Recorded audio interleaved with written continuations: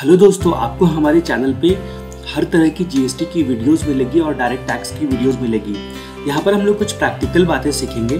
सबसे पहले हम लोग बात करते हैं कि जो वीडियो बनाया जा रहा है वो केवल एजुकेशन पर्पस के लिए बनाया जा रहा है, इसलिए हम किसी का भी स्क्रीनशॉट यहाँ पर यूज़ कर सकते हैं, इवन गवर्नमेंट का हो या किसी यूट्यूब चैनल वाले का हो या प्राइवेट पर्पस वाले का हो। हम इसके लिए पहले से सॉरी बोल देते हैं क्योंकि एजुकेशन पर्पस है, ताकि इंडिया को हम आगे बढ़ा सकें और जो कॉमर्स वाले हैं उसका भी कंट्री के ग्रोथ में योगदान हो। तो हम लोग बात करते हैं जीएसटी के बारे में।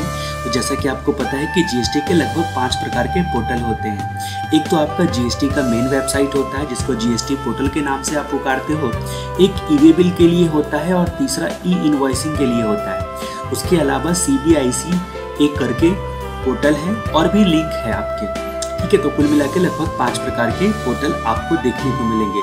तो यहाँ पर हम लोग बात करते हैं सबसे पहले ई-वे बिल पोर्टल को एक बार देखते हैं, एक झलक देखते हैं। जैसा कि आपको पता है कि कोई भी ट्रांसपोर्टेशन अगर 50,000 से एक्सीड करता है, ठीक है, कोई भी गुड्स का ट्रांसपोर्टेशन जो कि ट्रक वगैरह में जाता है वो 50,000 से एक्सीड करता है तो ई-वे बिल जनरेट करना पड़ता है। इसके बारे में अलग अलग कानून हम लोग देखेंगे बाद में। फिलहाल बात करते हैं गूगल में जब आप सर्च करते हो तो आपको एक वेबसाइट पोर्टल खुल के आपके सामने आता है, ठीक है। जैसे आप ई-वे बिल सर्च करते हो, ई-वे बिल सिस्टम करके देख रहे हो, उसको जब क्लिक करते हैं हम तो यहाँ पर एक वेबसाइट खुलता है। ये वेबसाइट कुछ इस कदर दिखता है और यहाँ पर लिखा हुआ है अभी फिलहाल 2022 सितंबर में कि 300 करोड़ ई-वे बिल अब तक जनरेट हो चुका है, ठीक है। यानी कि 18 सितंबर 2022 का ये रिपोर्ट है। चलो ठीक है, एक पोर्टल का झलक देख लिया। उसके बाद दूसरे पोर्टल की झलक देखते हैं, ई इनवॉइस पोर्टल जिसको आप कहते हो। इनवॉइस पोर्टल की झलक जब हम देखते हैं तो फिर ये कुछ इस कदर दिखता है। इसमें क्या होता है, कैसे होता है, उसकी जानकारी हम धीरे धीरे करके लेंगे, एक एक बातें सीखेंगे। फिलहाल हम बात करते हैं अपने जीएसटी पोर्टल के बारे में। जी हाँ, गूगल में जब आप सर्च करते हो जीएसटी पोर्टल तो ये वाली वेबसाइट खुल के आ जाती है सामने।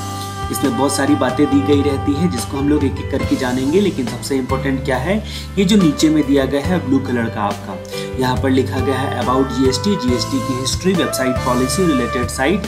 रिलेटेड साइट में आप देख सकते हो कि यहाँ पर CBIC लिखा हुआ है, यानी कि central board of indirect tax and custom. उसके बाद सेल टैक्स वेबसाइट और नेशनल पोर्टल, ठीक है। तो देख सकते हो कि ये सबको क्लिक करते के साथ आप लिंक में चले जाओगे ऑटोमेटिकली। फिर कॉन्टैक्ट अस लिखा हुआ है, help tax payer facilities whatever.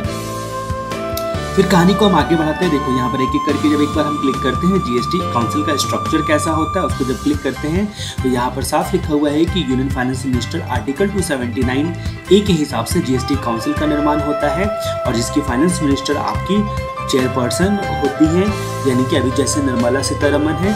उसके अलावा जो स्टेट है, देखो स्टेट के 2 तरह के लोग होते हैं, एक इंचार्ज ऑफ रेवेन्यू वाले और मिनिस्ट्री ऑफ फाइनेंस वाले, ठीक है। और दूसरा कि जो कि नॉमिनेट करके आप भेजते हो फाइनेंस एंड टैक्सेशन वाले, जो अपने नेता अभिनेता को भेजते हो व्हाटएवर, ठीक है। उसके बाद जीएसटी काउंसिल क्या क्या काम करता है ये कुछ जानकारी नीचे दी गई है। उसके बाद चलो हम बहरहाल आते हैं जीएसटी की हिस्ट्री के बारे में। जीएसटी की हिस्ट्री की पूरी कहानी दी गई है कि भारत में जीएसटी का एवोल्यूशन कैसे हुआ, किस तरह से केलगर टास्क फोर्स बनाया गया, किस तरह से 2007-8 के बजट में जो पी चिदम्बरम तत्कालीन फाइनेंस मिनिस्टर थे उन्होंने कह दिया जीएसटी पूरे इंडिया में 2010 से लाएंगे, लेकिन उन्होंने सारा खाना पका लिया लेकिन परोसा नहीं। फिर मोदी जी 2014 में आते हैं और उन्होंने खाना परोसने का डिसाइड कर लिया, मतलब खाना पकाने वाला कौन, और पी चिदम्बरम, ठीक है। और उसके बाद जो है उसको परोसने वाला कौन, नरेंद्र मोदी। तो इस तरह से जीएसटी का निर्माण पहले ही हो चुका था, सारी चीज़ें पास हो चुकी थी लगभग, जो है ना, सॉरी पास नहीं हुई थी, मतलब ड्राफ्टिंग वगैरह सब तैयार था, लेकिन 2016 में लोकसभा और राज्यसभा से पारित करने के बाद प्रेसिडेंट का एसेंट मिलता है और 1 जुलाई 2017 से पूरे भारत में जीएसटी लॉन्च कर दिया जाता है। ये कुछ कहानी इसमें लिखी गई है। चलो हम आगे बढ़ते हैं बात को। यहाँ पर बहुत सारी बातें आपको दिख रही है, एक एक करके जो है ना सबको देखते चलेंगे। उसके बाद कोई भी ऐसा लिंक जिस लिंक पे आप एक्सेस करते हो जो कि जीएसटी पोर्टल के अलावा दूसरी जगह पे ले जाता है, तो ये करके एक मैसेज देता है, ठीक है। ये करके एक मैसेज देता है। जब हम आगे क्लिक करते हैं CBIC के जो वाले ऑप्शन पे तो इस तरीके से एक पोर्टल खुल जाता है और ये वेबसाइट cbic.gov.in करके वेबसाइट है आपका। यानी कि अब तक आपने कौन कौन से वेबसाइट देखे, तो पहला देखा आपने ई इनवॉइसिंग का पोर्टल, दूसरा आपने देखा ई-वे बिल का पोर्टल और तीसरा आपने देखा जीएसटी का पोर्टल और चौथा अभी देखो CBIC का पोर्टल। तो ये सारे पोर्टल एक दूसरे से रिलेटेड हैं और सारे किस चीज़ के लिए हैं, तो सारे के सारे आपके जीएसटी के लिए ही हैं। अभी फिलहाल हम आगे बढ़ते हैं हैं, कहानी को आगे बढ़ाते हैं। अब हम बात करते हैं जीएसटी पोर्टल के बारे में।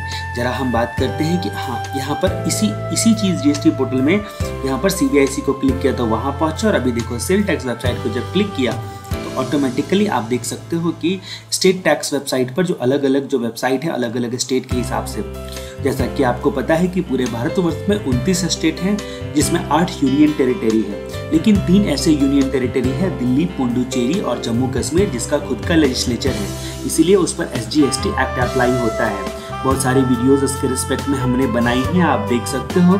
अब यहाँ पर बात करते हैं कि 29 स्टेट में जो लेटेस्ट स्टेट है आपका नया वो है तेलंगाना, यहाँ पर आपको दिख रहा होगा। तो इन लोगों के लिए जो भी स्टेट्स हैं आपके SGST एक्ट एप्लीकेबल होता है, और यूनियन टेरिटरी के लिए UTGST एक्ट एप्लीकेबल होता है।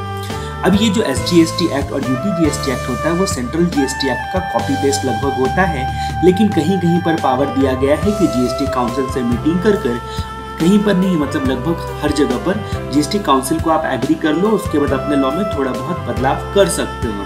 जैसे कि आपको पता है गुड्स के केस में 20 लाख का टर्नओवर है सर्विस के केस में रजिस्ट्रेशन लेने के लिए, और 40 लाख का गुड्स के केस में। सर्विस के लिए 20 लाख और गुड्स के लिए 40 लाख, ठीक है। लेकिन अगर ये स्टेट चाहे कि कम वैल्यू पर रजिस्ट्रेशन लेना तो वो भी ले सकते हैं। अकॉर्डिंगली क्लॉज में ये सारी चीज़ें लिखी हुई हैं, आपको देखने को मिलेगा। फिलहाल हम लोग बात करते हैं भारत में कितने स्टेट हैं, तो 28 स्टेट है, और 29वां स्टेट जो है आपका तेलंगाना है, जो कि 2 जून 2014 को बनाया गया। ओके, अब हमारी कहानी और आगे बढ़ती है। और यूनियन टेरिटरी किसके पास अपना लेजिस्लेचर है, तो यहाँ पर पुडुचेरी के पास, और national capital territory of Delhi के पास, और उसके बाद जम्मू कश्मीर के पास। अगर स्टेट लेजिस्लेचर होता है तो फिर उस पर क्या एप्लीकेबल होता है, उस पर SGST एप्लीकेबल होता है, UTGST नहीं होता है। और यूनियन टेरिटरी हमारे कौन कौन से हैं, हमारे देश में 8 यूनियन टेरिटरी है, जिसमें आप देख सकते हो Dadar and Nagar Haveli and Daman and Diu एक ही यूनियन टेरिटरी के अंतर्गत आता है, यानी कि ये एक ही यूनियन टेरिटरी में सिंगल रजिस्ट्रेशन से काम चल जाएगा। आपस में सप्लाई करेंगे तो इंट्रा स्टेट सप्लाई कहलाएगा, यानी कि ये दोनों एक ही है, ये दोनों अलग अलग नहीं है। उसके बाद लद्दाख, जम्मू कश्मीर, पुडुचेरी, लक्षद्वीप, दिल्ली, चंडीगढ़, दादर नगर हवेली, अंडमान निकोबार, ये सारे जो है ना यूनियन टेरिटरी आते हैं। अभी फिलहाल हमारी कहानी और आगे बढ़ती है। हम GST की वेबसाइट पर फिर से जब आगे आते हैं तो हमें क्या देखने को मिलता है, GST मीडिया, यानी कि GST मीडिया में आपको वो कहीं ना कहीं यूट्यूब चैनल वगैरह सब इनका जो है ना उस पर ले जाएंगे। फिर साइट मैप है, और उसके बाद ग्रीवेंस नोडल ऑफिसर, यानी कि ग्रीवेंस नोडल ऑफिसर के बारे में दिया गया है। अभी GST नॉलेज पोर्टल की तरफ जब हम बढ़ते हैं तो हमको बहुत सारी चीज़ें यहाँ पर देखने को मिल जाती है। इन्होंने खुद नॉलेज पोर्टल में लिख के रखा है कि फाइलिंग रिटर्न कैसे किया जाता है, GST के tools, input tax credit, registration with GST, और उसके बाद GST प्रैक्टिशनर के लिए आप रजिस्ट्रेशन लेना चाहते हो तो कैसे करोगे, advance rolling authentication using DSC या इलेक्ट्रॉनिक वेरिफिकेशन कोड से कैसे ऑथेंटिकेट किया जाता है, और टैक्स पेयर के डैशबोर्ड को देखो। ये सारी कुछ जानकारियाँ दी गई हैं, बाद में हम एक एक करके इन सब के बारे में समझेंगे। फिलहाल हम लोग बात करते हैं कि और क्या क्या दिया गया है। तो टैक्स पेमेंट के बारे में लेजर को देखने के लिए रिफंड को, और या फिर लेटर ऑफ अंडरटेकिंग जो कि एक्सपोर्ट वगैरह के केस में होता है उसके बारे में, assessment and adjudication, file and appeal, demand recovery, audit और प्रोसिक्यूशंस के बारे में, ठीक है। ये सारी बातें कुछ दी गई है। अब यहाँ पर बात करते हैं कि ये प्रोसीडिंग, कंपाउंडिंग वगैरह सब क्या होता है, वो एक एक करके हम इस पर बाद में चर्चा करेंगे। फिलहाल मैं आपको सिर्फ एक आइडिया दे रहा हूँ। जब भी हम दूसरे पोर्टल पे एक्सेस करते हैं जो कि GST पोर्टल से लिंक है तो इस तरह का इन्फॉर्मेशन देता है। चलो जब उस इन्फॉर्मेशन को क्लिक करते हैं तो हमको पता चलता है कि GST मीडिया में उनका यूट्यूब चैनल भी है GST पोर्टल का, यानी कि ये वाला GST पोर्टल हर इत्तेफाक से बहुत कम सब्सक्राइबर है, जितने हिसाब से ये GST नेटवर्क का खुद का पोर्टल है उसके हिसाब से अगर देखा जाए तो। फिलहाल हम लोग बात करते हैं कि साइट मैप की। जब हम लोग बात करते हैं इधर एक साइट मैप करके ऑप्शन होता है, जब उसको क्लिक करते हैं तो हमको साइट पे जो भी चीज़ें दी गई है ना उसका एक ओवरव्यू आइडिया लग जाता है कौन कौन सी चीज़ें दी गई हैं। तो about GST council structure, GST की history, website policies, related sites है, उसके बाद ये सारी चीज़ें अभी अभी हम लोगों ने देखा है वो सारा दिया गया है, और कॉन्टैक्ट्स तक। उसके सर्विस में मेन ये इंपॉर्टेंट है, इस पर आपको काम करना होता है, ये जो एरिया है इस पर आपको काम करना होता है। सबसे पहले बताया गया है न्यू रजिस्ट्रेशन, दूसरा बात बताया गया है कि अगर रजिस्ट्रेशन के टाइम में कुछ प्रॉब्लम आती है तो क्लैरिफिकेशन आपसे डिपार्टमेंट मांगती है, उसको यहाँ पर जाके क्लिक करके देते हो। उसके बाद आपका एप्लीकेशन एक्सेप्ट हुआ है कि नहीं, क्या स्टेटस है उसका, रजिस्ट्रेशन मिला है कि नहीं, आपने जो फॉर्म डाला है उसके हिसाब से ये यहाँ देखते हो। उसके बाद पेमेंट करना है तो क्रिएट चालान पे जा सकते हो। केवल जीएसटी नंबर भी अगर आपके पास है तो आप किसी का पेमेंट कर सकते हो। उसके बाद पेमेंट स्टेटस सक्सेसफुल हुआ कि नहीं ट्रैक कर सकते हो। मान लीजिए आपके अकाउंट से पैसे कट जाते हैं और पेमेंट जो है जीएसटी पोर्टल पर जमा नहीं होता है, नहीं दिख रहा है आपके कैश लेजर में, तो कुछ अगर डिस्क्रिपेंसी है यानी कि कुछ समस्याएं हैं तो आप PMT 07 में यहाँ पर ग्रीवेंस रेज कर सकते हो कि भाई साहब हमने तो पैसे दे दिए लेकिन अभी तक जीएसटी डिपार्टमेंट के पास पैसे पहुँचे नहीं है। कभी कभी होता है ऐसा कि आप पेमेंट करते हो फ़ोन पे से जैसे मार्केट में, तो वो पैसे आपके कट जाते हैं लेकिन अगले को मैसेज नहीं आता है, तो अगला आपको जल्दी सामान नहीं देता है या डाउट करता है आप पे। फिर हम बात करते हैं यूज़र सर्विसेज के बारे में। यहाँ पर बताया गया है सर्च HSN कोड हॉलीडे का लिस्ट, यानी कि छुट्टियों का दिन। देखो आप जब अकाउंटिंग एंट्री करते रहते हो और जब फाइनलाइजेशन करते रहते हो तो आप इस हॉलीडे लिस्ट पे भी ध्यान देते हो, ये आपको खुद बोल के दे दिया है, ठीक है। इसका भी महत्व है। HSN कोड क्या होता है उसके बारे में हम पूरी जानकारी लेंगे और किसको कंपलसरी है डालना, ठीक है। अभी तो सबको कंपलसरी है लगभग, लेकिन फिर भी हम इसके बारे में चर्चा करेंगे। अब यहाँ पर बात करते हैं कि user ID of unregistered applicant, जो जिस बंदे का रजिस्ट्रेशन नहीं है वो यूज़र ID कैसे जनरेट कर सकता है, ये यहाँ दिया गया है। और आप GST प्रैक्टिशनर हो तो आपके बारे में यहाँ पर दिया गया है। इसके बाद रिफंड वगैरह, ट्रैक एप्लीकेशन स्टेटस और e-way bill system. E-way bill का अलग वेबसाइट भी है और ई-वे बिल सिस्टम यहाँ पर दिया गया है और ट्रैक एप्लीकेशन स्टेटस। उसके बाद सर्च टैक्स पेयर, किसी के बारे में आप जानकारी लेना चाहते हो कि उसने बराबर टाइम पर रिटर्न फाइल किया है या नहीं किया है, तो केवल उसके लिए GST नंबर काफ़ी होता है, ठीक है। तो ये सर्च बाय GST पर उसका सारा डिटेल आप निकाल सकते हो कि कब इनकॉर्पोरेशन वगैरह हुआ है, यानी कि कब GST में रजिस्ट्रेशन लिया है।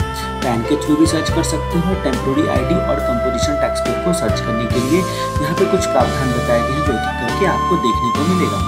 उसके बाद जो है एक डाउनलोड करके आपको ऑप्शन होता है टैब में, जिसमें इतने सारी चीज़ें फॉर्म डाउनलोड कर सकते हो। ये हर प्रकार के फॉर्म यहाँ पर अवेलेबल हैं जो कि ऑफलाइन यूटिलिटी से आप फाइल कर सकते हो, जिसमें हम लोग ऑफलाइन यूटिलिटी से चीज़ों को फाइल करना सीखेंगे।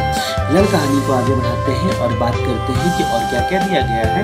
तो हम लोग फिर से बात करते हैं कि हमारा ये जो आपका सर्विसेज है, ये वाला जो डैशबोर्ड आपको दिख रहा है, ये सबसे मेन इंपॉर्टेंट डैशबोर्ड होता है, ठीक है। अब ये GST काउंसिल के जो रिड्रेसल होता है उसके वेबसाइट पर हम अभी जाने को जा रहे हैं। ये हमारा 5वां वेबसाइट है जिसको बोलते हैं आप GST काउंसिल का वेबसाइट। माय गॉड, 5 प्रकार के वेबसाइट होते हैं, क्योंकि जो काउंसिल का जो भी मीटिंग से आप ग्रीवेंस वगैरह रेज करना चाहते हो तो अपने स्टेट के हिसाब से आप कर सकते हो। ये सारी चीज़ें यहाँ पर इंफॉर्मेशन दी गई है। एक एक करके चीज़ों को आपको समझना है, धीरे धीरे करके, एक साथ तो होगा नहीं। फिर जो है ना GST वालों ने एक ये 6ठा वेबसाइट है, ओ माय गॉड, ये GST का बिलिंग सॉफ्टवेयर भी इन्होंने दे रखा हुआ है। इसका मतलब क्या हो गया कि यहाँ पर लिखा हुआ देखो, free accounting and billing services, free accounting and billing services, यानी कि ये GST प्रोवाइडर से जस्ट पहले। इसको जब आप क्लिक करते हो तो आपको इन्फॉर्मेशन देके प्रोसीड करवाता है और अकाउंटिंग एंड बिलिंग सॉफ्टवेयर पर जाता है। और ये अकाउंटिंग एंड बिलिंग सॉफ्टवेयर पर जब आप जाते हो ये कुछ इस तरीके से दिखता है, अकाउंटिंग एंड बिलिंग सॉफ्टवेयर। इसमें क्या दिया गया है, इसका इस्तेमाल कैसे कर सकते हैं, वो सारी जानकारी आपको एक एक करके धीरे धीरे करके मैं देने की पूरी कोशिश करूँगा। फिलहाल हमारी कहानी आगे बढ़ती है और हम बात करते हैं अगले पोर्टल के बारे में, जो कि देखा था नीचे में यहाँ पर GST सुविधा प्रोवाइडर बोलकर। GST सुविधा प्रोवाइडर के पोर्टल पे आप इस कदर जाते हो कि ये सारी चीज़ें आपको देखने को मिलती है कि GST सुविधा प्रोवाइडर आपके आजू बाजू में कौन है उसको लोकेट कर सकते हो, और भी कई सारी बातें दी गई है कि कैसे बन सकते हो GST सुविधा प्रोवाइडर, कितना पैसा जमा करना पड़ता है, क्या प्रोसीजर्स होता है, वो सारी चीज़ें दी गई है। फिलहाल हम लोग बात करते हैं, वापस आते हैं GST पोर्टल पे। अगर कोई भी न्यूज़ अपडेट आपको लेना है तो देखो लेफ्ट साइड में लिखा हुआ है डेट वाइज न्यूज़ अपडेट। अगर आपको जो भी CMP 08 या फिर GSTR 4 वगैरह आप जो भी फाइल करते हो या एनुअल रिटर्न फाइल करते हो तो देखो जैसे ये दिखता है आपको इसकी जानकारी आपको बराबर लेनी चाहिए, क्योंकि अगर आप न्यूज़ से अपडेटेड रहोगे तो फिर आपके लिए काफ़ी अच्छा रहेगा, ठीक है। उसके बाद फिर यहाँ पर पॉपुलर हेल्थ टॉपिक में दिखा गया है बहुत सारी बातें कि how I can opt for composition, आप कंपोजिशन कैसे ले सकते हो, इन्होंने जानकारी दे रखी है। उसके बाद कैसे रिटर्न ऑफलाइन टूल से फाइल कर सकते हो, कैसे अप्लाई कर सकते हो रिफंड के लिए, और कैसे वॉलंटरी पेमेंट कर सकते हो आप अपील कैसे कर सकते हो और रजिस्ट्रेशन कैसे कर सकते हो जीएसटी में। इवन आपको यूट्यूब के लिए लिंक दिया गया है रिलेटेड कि इस वीडियो जो को जाके देखो, तुमको काफ़ी मदद मिलेगी। उसके अलावा भी तुमको दिक्कत होता है तो इस फ़ोन नंबर पे फ़ोन करो। और आपको जैसा कि पता है कि पब्लिक प्राइवेट पार्टनरशिप के हिसाब से ये लोग अब कॉल का रिस्पॉन्स अच्छे तरीके से देते हैं। प्राइवेटाइजेशन होने के कुछ फ़ायदे भी होते हैं। अब जहाँ तक बात करते हैं टैक्स पेयर और अपकमिंग ड्यू डेट्स, ये सारी कुछ जानकारियाँ आपको दी रहती है। जब न्यूज़ एंड अपडेट पर क्लिक करते हो तो देखो एक करके डेट वाइज के हिसाब से जो भी न्यूज़ आया है वो आपको यहाँ पर मिलते चले जाता है। जब हम लोग बात करते हैं न्यूज़ अपडेट के बाद, यहाँ पर देखो सर्विस में जब जाते हैं तो registration, payment, user service, refund, e-way bill system और ट्रैक एप्लीकेशन स्टेटस, ये मुख्य जो है ना ये आपका टैब होता है जिस टैब से मैक्सिमम काम आप कर सकते हो। फिलहाल हम लोग बात करते हैं कि रजिस्ट्रेशन में जब जाते हो तो नया रजिस्ट्रेशन लेना है तो क्या करना पड़ेगा।